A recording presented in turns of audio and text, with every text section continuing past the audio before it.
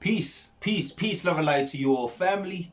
Welcome to another YouTube video with me, your host, Mathics. Now, if you are a returning subscriber, then thank you, for your subscription, and thank you for walking this journey, this very important life journey with me. And I hope that you find these videos being helpful to you. But if this is your first time, or you've watched some of my other videos but you have not subscribed, then please do subscribe and do share the channel.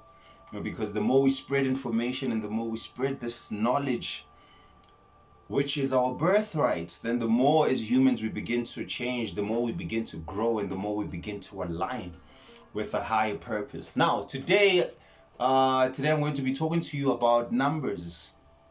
I'm going to be talking about numbers. Now, a while back, someone commented that I should do something about angel numbers, and it was recently brought up again. So this is for those people, but then again, it's something that I've been wanting to talk about, because on the path of the spiritual journey, you definitely want to come across numbers, numerology, there's astrology, there's many different schools of thought that you want to come across.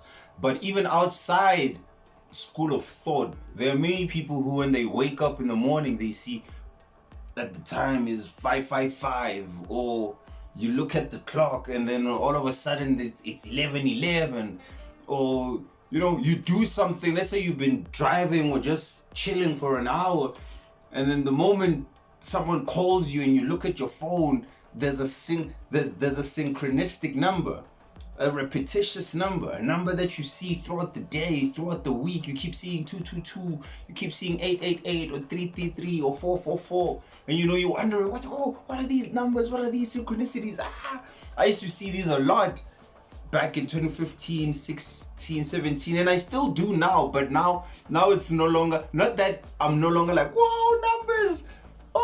It's become such a such a thing that's just part of my reality, that I smile. It's like a wink from the universe. Like, I take it as a wink from the universe. Like, hey, So now I want to talk to you about these, but I'm gonna push that for the end, because on my channel, right, I'm gonna give you information, but I'm gonna go deep into the depths, Pelamona.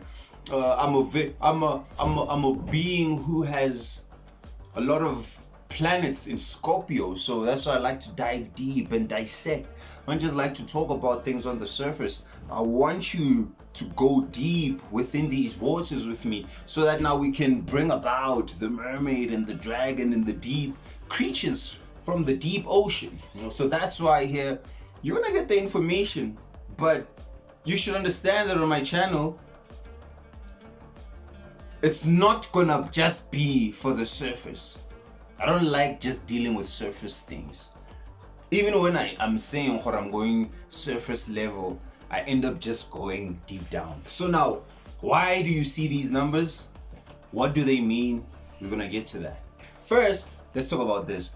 The ancients recognized, they knew numbers. They invented numbers. Numbers were a thing that were invented by man, just like clocks.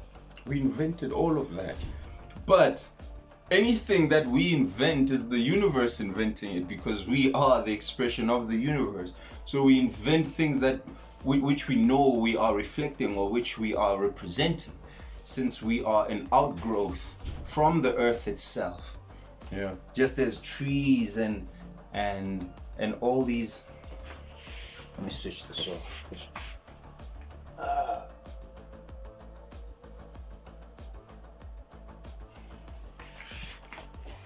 There we go. Just as trees grow from the earth and come out of the earth, we too are a product of the earth. We're not an external thing that's like, we're this and life in the universe is that. No, we're one. We're all part of one thing. So the ancients knew about numbers. In fact, the oldest calculators is found in Africa. I think it's called the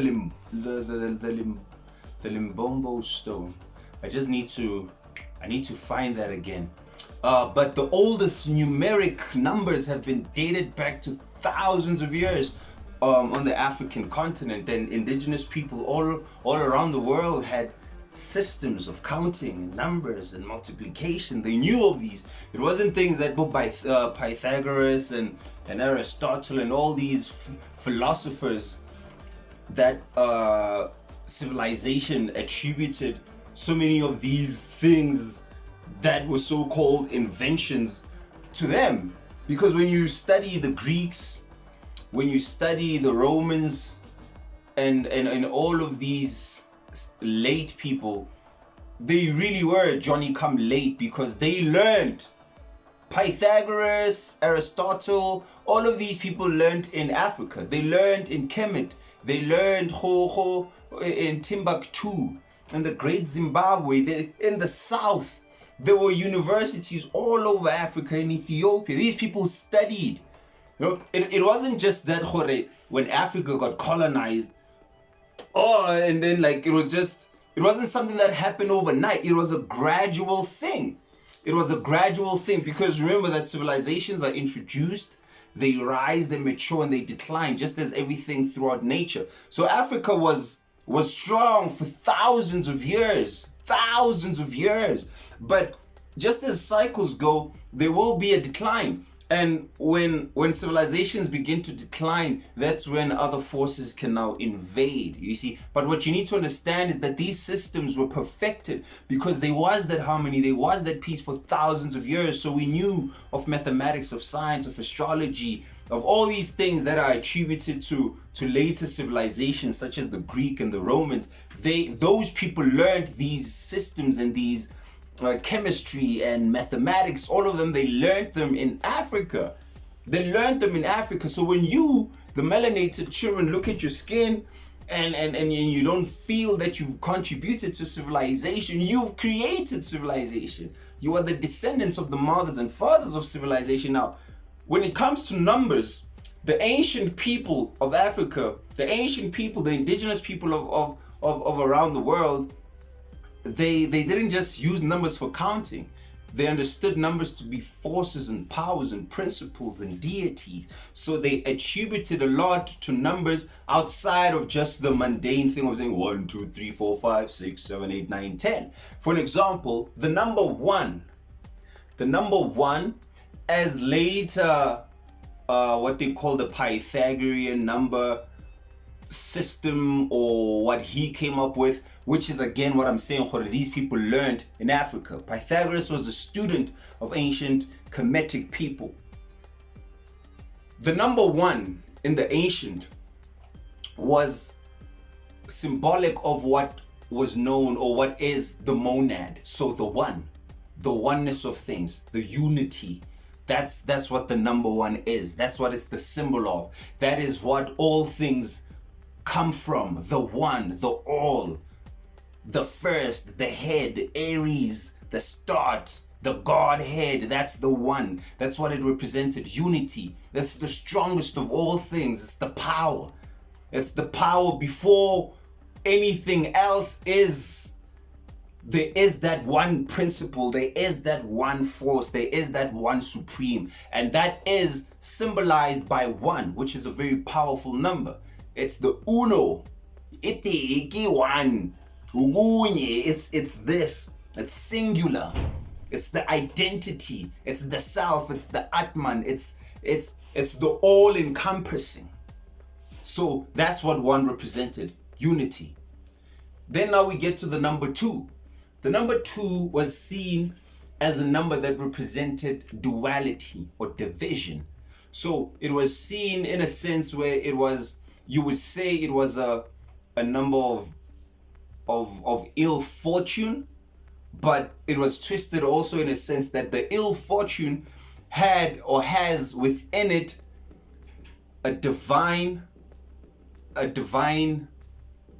outcome within it, because from the number two, or within the number two, there's division, die. So all things that are two, that are split, left hemisphere, right hemisphere, cold, this, heaven, earth, all of that comes from the number two. So two within itself represents duality. It's a number of misfortune, in the sense that now it's the number of ignorance, and ignorance coming from illusion. Because the illusion of separation comes from the number 2. The 1 is the all. And then now when you introduce 2, there is that illusion of separation, of okay, there's this and there's that, but there is actually all just 1. So 2 comes from such, when you get such words as die or dual, demonic, division, descending, diabolical, divided, all of that springs from the number 2. But the number 2 has inherent within it, as I'm saying, a divine purpose. In a sense now that from the 2, from the experiencing of division, because the division is not real, it's only conceptual. From that, you get now what we call the number 3, which is the number of wisdom. So number 3 represents wisdom in a sense that now it is symbolized by what? A triangle, which is the first, is the 3 is the first number that you can use to create an enclosed symbol, something that is closed. So 3 dots, when you connect them, it creates a triangle also being one of the most strongest shapes in creation, representing mind, body, and spirit. So a triad. So that would the number 3 would represent wisdom, which is derived or comes from the experience of taking 2 things that are completely opposite, and then now unifying them through an experience and through contemplation. One is able to come up with wiser perceptions of reality. So 3 would represent that. It's the seeing of this and the seeing of that, and understanding this and that to be one, and then now you coming into understanding that, oh, there is no this or that. So now that would bring about what is called wisdom. So 3 represents wisdom. And then the number 4 represents intellect. Number 4 in the ancients was seen as a number that represents intellect and formation as well. Now, intellect, you would think that, oh man, intellect and wisdom are different. It is said that man through the mind, or man through intellect, creates the world or can create things in the world, but man through wisdom creates and perfects himself. So we've used intellect to form things. We've built structures and planes and all these things that fly around. That's just intellect, but it is not wisdom. Wisdom is something that you gain through contemplation and through inner vision. So by going inside and then viewing yourself from inside and deciphering and decoding, then one comes through or comes to wisdom through experience. You see, so 4 represents intellect in a sense that now when you look at the number 4 also, it represents all of the intellectual or the intelligent forces that have come into formation. The number 4 is represented by the square, which is also representing the 4 elements that form part of the formation world. So 4 is formation, which goes into the fire, the earth, the air, and the water. So those 4 elements are the building blocks of the material universe. So that's what 4 is. In the Hebrew, they speak of something known as the tetragrammaton, or which is the hidden word of God, the word that should not be uttered, which I will utter here. It's Yod, He, Vav, He. So that's the secret word. That's the secret word that was said. It was the word that was never to be uttered, because through the word 4, things come into the material world through 4 steps as well. So there's the world of the archetypes, there's the creation world, and then there's the world of formation and the world of manifestation in the Kabbalah, which is the 10 spheres or the 10 sephiros that represent the diagram, which is the body of man, which is also the diagram of how God descended into the material world through the process known as negation, right? So 4 is the formation. It is the building block. It is the 4 primary. It is also the cross. When you stand with your legs closed, with your arms spread out, you represent the 4. You are the cross. You are the cross. The cross represents the incarnation of the body into, or of the soul into the body. That's what the number 4 is.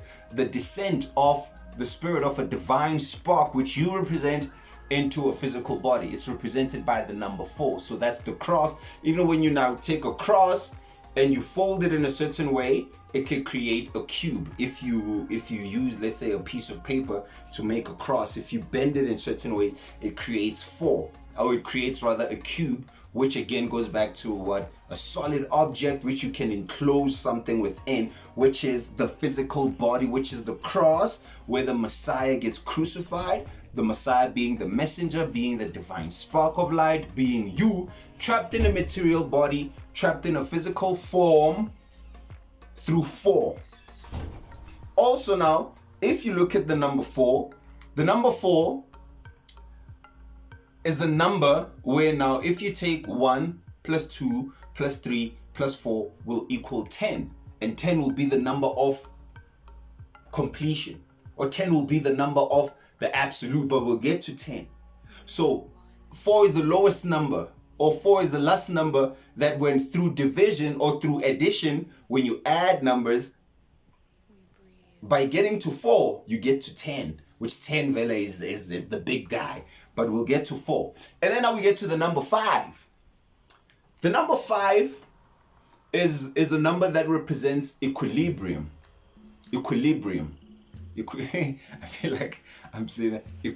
Equilibrium. Yeah.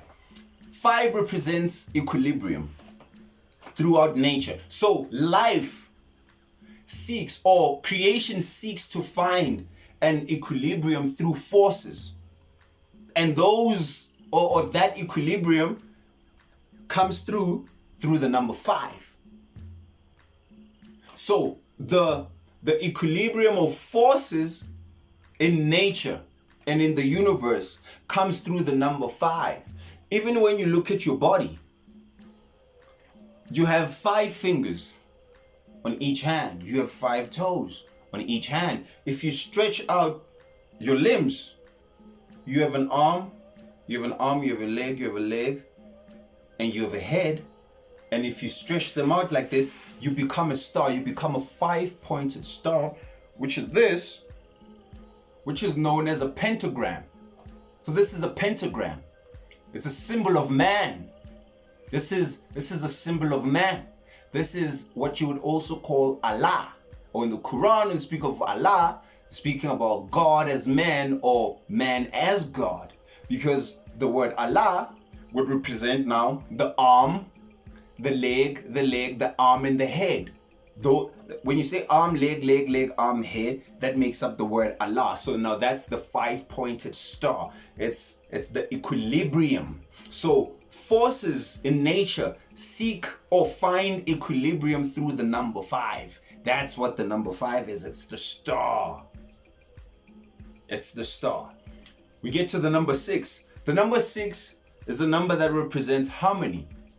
Now, it's not so far from equilibrium in a sense that now equilibrium of the number 5 is equilibrium of external forces together. So the equilibrium of different forces together, when you bring different forces, they create an equilibrium. You can fire, earth, air, and water, bring them together, you'll get an ether. You bring certain things together.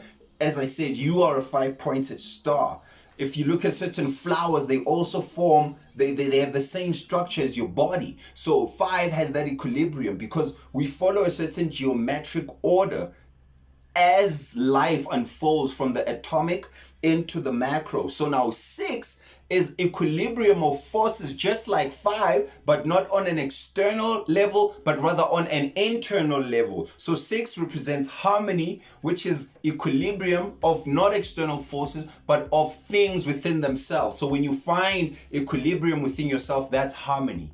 So now that is what the number 6 represents. Also in a sense where you look at that, the man was created on the 6th day. So the 6th day is a very special day, also represents creation. Man was created on the 6th day, which is also represented by what they call the Star of David. That's what the number 6 represents, the Star of David, which is a hexagram, which is a 6-pointed star. A 6-pointed star. So when you take two triangles and then you overlap them, it creates a 6-pointed star, which is also known as the Star of David, or a Merkabah, which is also now a number, or which is also a symbol that is used for the heart chakra. Remember, it's harmony. It's the harmony of things. When you take the 3 upper chakras and the 3 lower chakras, they unite at the heart chakra. So the heart chakra is represented by that. It's represented by the pentagram, which is the 6-pointed star, because all things, or all your energy centers, find that equilibrium here at the heart. They're balanced at the heart. So that's what the number 6 would represent. Remember, these are forces. We're going deep into this, because I could just tell you, 111 means that you're gonna get rich tomorrow. 222 means that this. 222 means you're gonna get a girlfriend. 444, hey, a twin flame is gonna call you. No. Relax. You're at the right place here. You came to the right place. I don't know how you got synchronized with me in your life, but you're at the right place here. We're gonna take you nice and slow into these things. Not just gonna give you surface level things just so you are satisfied. No, we're gonna decode and dissect. Now we're getting to the number 7. The number 7 represents law. The number 7 represents law. So now law is say that law is the intention of the Godhead, or the intention of the Creator, or the plan of the Creator shown to us, or the Creator rather shows its intention and its plans to us through law.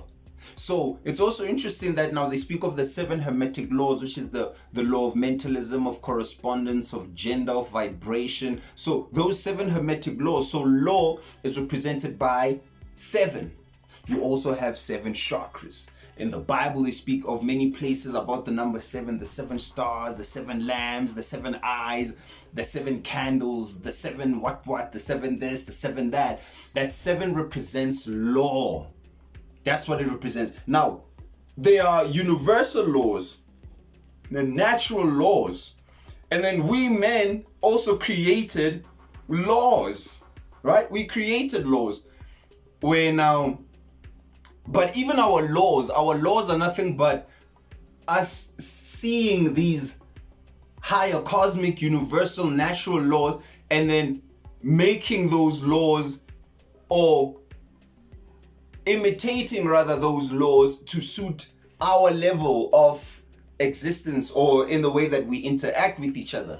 And we say that, okay, if you break laws created by man, we call that a crime, right? You've broken a law, that's a crime. But then if you break laws, universal laws, laws against nature or laws against God, we've coined that as a sin. Oh, you were sinning against deity. You've broken these laws, it's a sin. So that's what the number 7 represents. It's the number that represents law. And man is not one who is above the law. All things in life follow law, cause and effect. These are laws, just like there's a law of gravity. These are universal laws. The law of correspondence, do unto others. The law of mentalism, the law of cause and effect. What you do comes back to you. These are laws. And within these laws are lessons and teachings. And these are guiding principles where the Creator is basically training or showing us the highest plan that it has for itself as us, or for us as itself, through these laws. Then we get to now the number 8. The number 8 represents infinity. The number 8 also, now if you look at the number 8, it would be basically what supposedly looks like 2 circles, or if you were to twist, it's like one band, and if you were to twist it, it creates this infinite loop. So it's basically an infinite journey, an infinite path. So the number 8 by the ancients was one that was known or to represent love. So the number 8 represents love. That's why many people, they use the infinity sign as a sign of love. Oh, I love you. Oh, it's me and you for infinity. That infinity, the one side of it represents the spirit world, and the one side of it also represents the material world, right? So it's an infinity. And now 8 was known as love because through love one comes into understanding higher things, or into understanding things that they may not necessarily be in a position to comprehend yet. Love is that key. That's why in many scriptures, or in many cultures, or in many things, God is revered and they say love God, because it was known, or it should be known, that you yourself, you are that thing, you are God. But since you are temporarily veiled through the illusion of two, which is duality, and you've forgotten the one, you're not yet free through the wisdom of three. You have now been taken over by the intellect, which is 4, and you have lost the equilibrium, which is 5. And so now you are not healthy, because everything that deals with equilibrium means health. So health comes in also at 5, because when things are equal, when things find an equilibrium, they become healthy. So now you, since you have forgotten that you are that thing, that you are that supreme mind, you are told throughout many cultures and many different religions what to revere and to love God, right? So you love God, but then through that love, over time, gradually, you'll come to understand that that love of God that you've had is the love that was initially and always has been the love of you, because you and it are not separate. You are one and the same. You are one and the same. So love is the unification of all things. And that is through that number 8, which is the infinity sign, which also now 8 is very special in the sense that 8 can be divided back down into the number 1, which is also love, because it's unity. Because 8, when you take 8 and you split it in half, it's 4. And if you split that in half, it's 2. You split that, it's what? It's 1. So it goes back to the 1. But then with the other numbers, they cannot go back down to the 1 in that order. You see, so 8 is very special in that sense. And so now we go now to the number 9. The number 9 represents limitation. Limitation. Why? Okay, check this out. Now, 9 is short of 10 just by 1. So immediately it's like, ah, damn, I could have been 10, but I'm not. So it's that within itself, and it's also now a number that represents man. It's the number of man because of the whole gestation period, the 3 trimesters in the mother's womb, which come to the 9 months that we spend in our mother's womb. So it represents that. It represents the limitation, in a sense that to say that man within himself is a being that is limited to a certain degree and must strive to perfect himself. So the number 12, which are the 12 signs of the zodiac sign, which represent a circle, it said that now we are born in 9 months, right? In 9 months we come out of the physical world, but then now there's 3 degrees which will add to 12. So now these 3 degrees are called the 3 degrees of initiation. So the 9 is given, boom, you're born into the world, and then through the 3 degrees of initiation and through of experience and learning and knowing, one becomes now a circle. You become 12. You become the 12 zodiac signs through initiation. So 9 is the number of man, and 9 is also a number that now, if you were to take 9 and times it, 9 times 9, or 9 times 2 would 9 times 2 would be 18, and then if you take 8 plus 1, it equals 9. So it comes back to itself. 9 times 3 is 27. If you take 2 and 7, it's 9. You see, so 9 is a number that comes back to itself. It's the number of man. It's the number of man. So it's also 3 threes, 3, 6, 9. Did I say 3 threes? Yeah, it's 3, 6, 9. That's also what they call the triple darkness of space, or the waters of noon that you spend in your mother's womb, in the darkness where you are incubating. It's the number of man. It's the number that brings you into you are with information. You are with information. But the beauty of limitation is that you're not limited in a sense to say that, oh, you are weak, but you are limited in a sense to say that there's certain degrees of you that must perfect self. So you must consciously perfect yourself. within the material world, right? So now immediately now that brings us to the number 10, which is the completion, which is the number of the, it's the ultimate one. So it's the end point of where man can grow, or where man is striving towards, because the 10 brings us back to the one. And it's the 10, it's the 1 and the 0, it's the binary code. So when you come back to the 10, it brings you back to the 1, but now you come to the 1, not just everything forms part of the 1. But the difference between the 1 and the 10 is that when you write the 10, you have come to understand, or to reach, or to be part of the 1, but through a conscious effort, or through a conscious journey where you've experienced. So when you start your journey, you form part of the 1, and then you become 2. The 2 allows you to see and or to come into duality, and then through that you go into 3, and then you understand through wisdom that there really is no duality. So you keep going on this journey of numbers, and then until you get to 10, which is the number of perfection, which is the completion. That's why there's the 10 sephiras in Kabbalah. So now when you get to 10, it's the most ultimate point. Anything past that, it's just the numbers repeating themselves, because it's really 1 to 9.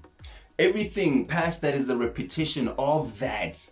1, 1, 1, 2, 2, 2, 3, 3, 3, right? So now here, I was just giving you the basics of the numbers, and what the ancients saw them, and in a sense of what they represented. Now let's get to the angel numbers, because I know that's what most people want to know. I don't care about that. Tell me what 222 means. Okay, check this. We live in a mathematical universe. We live in a world made out of geography, geometry. We live out of a world that's made up of Fibonacci. So what numbers represent are powers and forces. So your birth chart, the sum of your birth chart of those planets and those numbers is what you are. This is why it's very important to get your birth chart, to know your birth chart. And once again, I recommend to you, there's a lady, a wave goddess. She did my birth chart.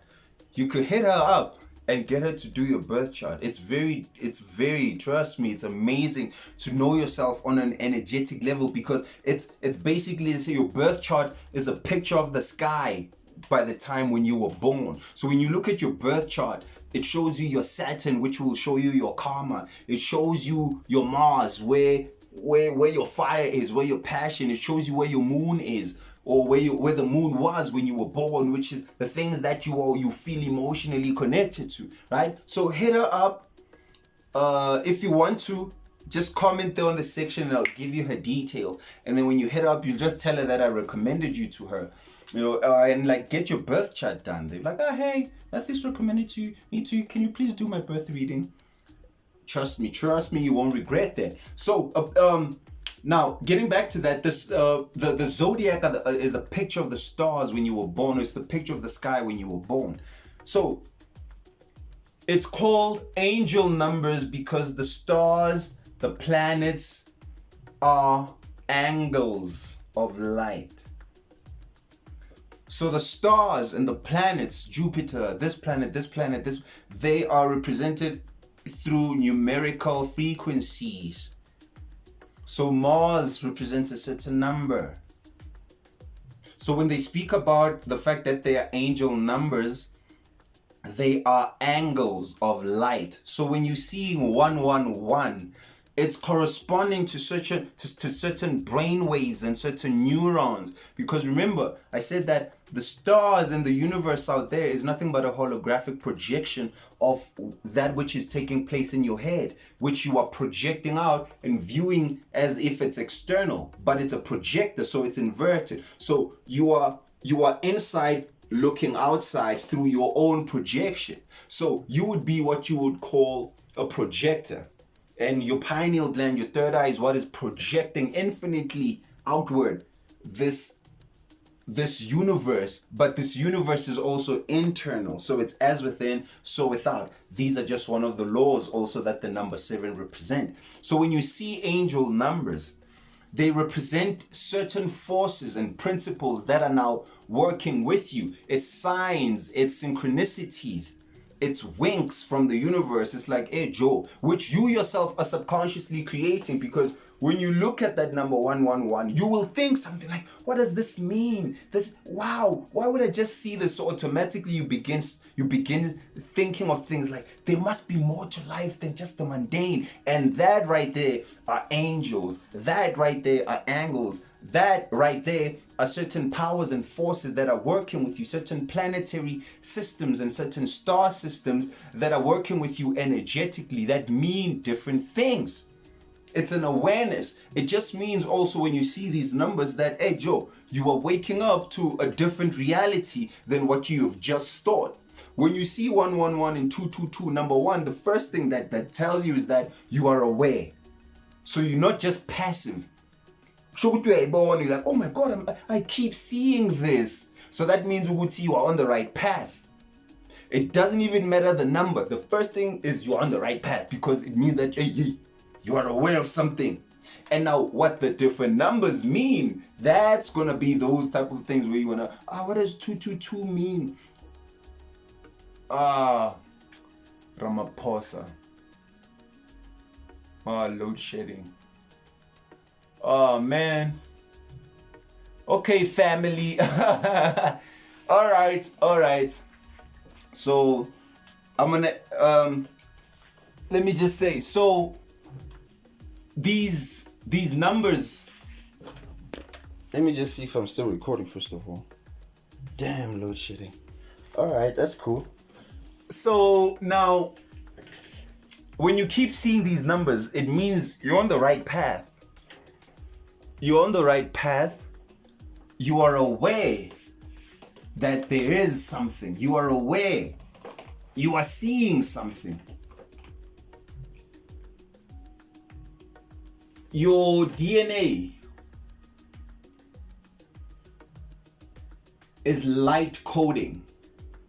So the universe speaks through you through codes. These numbers are codes and messages from your guides or from your angels, which I said are what are the angles of light. The angels, they say that angels are what are messengers of God. What is God? We say God, or Kanya, God is light. So God is light, and then that light is brought to you through angels or through angels of light. So messages from God, which is light, which are those stars, which are phenomena happening inside of you, come through the form of angels or angels, which is what now you would come to call angel numbers.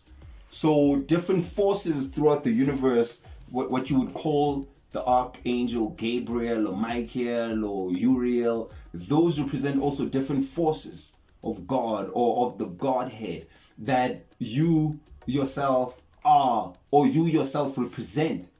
And throughout time, we've given different forces, different principles or personifications to say, okay, this is Michael or this is Gabriel. But all of these are internal forces. Angels are internal forces. They are angles of light inside of you. So when you see these repetitious numbers, 111, 222, that's just the synchronicity of life. Life itself is a synchronicity. Life itself. So don't be so much caught up into what does 555 exactly mean, or what does 333 really, you can look into it. I'm not saying don't look into what 333 means. The basic is that you are aware. That's the first thing that you should be like, oh damn, yes. So when you see numbers that repeat, you smile. Like, yeah, damn, yes. Yeah, okay, cool. All right.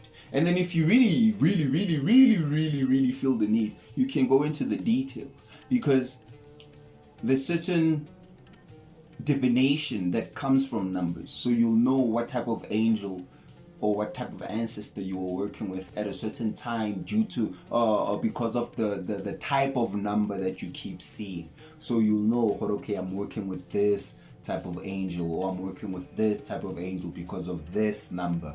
You know, that's why people can divine through numbers. And even when you take your name and you add up the sum, like for an example, Mathics, when I add up Mathics, the sum of all that gives me the name, or gives me the number 7. So letters are numbers, and numbers are letters. Numbers are letters, and letters are numbers. These are the same thing. They are the same thing. So it's a thing where now you have to come into understanding that there's more than what meets the eye. We live in a world that's a simulation. I did a video about the world being a simulation, and you respond to the universe.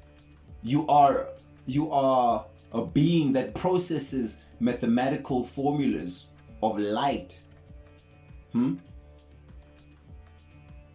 Letters are numbers, and numbers are letters.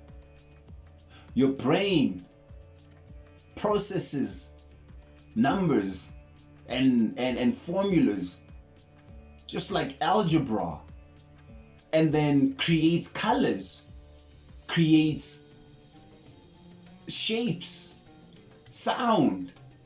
All those are numbers and coding that your brain processes to make these different things that give you your reality. So when you want to know where you are in certain states of your holographical reality matrix projection, you look at numbers, because they can help you to understand the type of forces and the type of energies that are around you. Sometimes they are signals to say, okay, you are at the right place at the right time. No, you're doing the right thing. It'll be like a cheer from the universe, say, keep going. Yeah, keep going, Joe. You're in the right place. These numbers are portals. They're gateways. 1111, it's a portal. It's a gateway. They mean different things, because the numbers, as I said, that's why I explained the numbers first. They are forces, and that was just the basic of the numbers. I didn't get into like the super detail, but it's just giving you a basic of the numbers. You know what I'm saying? So yeah, family, because of the load shedding, we're gonna end it here. But just in summary, angel numbers represent angles of light, which mean that there's different cosmic forces that are around your auric field in certain times, and the fact that like your DNA is being activated. You are coming into a higher awareness. You're not just now functioning on the 3-dimensional. You're switching dimensions into the 4th, into the 5th dimension. So you're working with light. So these numbers represent light, angles of light, which are angels. So you are ascending, you are activating new pathways in your brain. That's why you see these numbers. That's why you synchronize to these numbers. You know what it is that I'm saying? So family, peace, love and light to you all. I hope that you found this video helpful. The electricity just ran away. That's why the video just got dark. So much love, family. Love and light.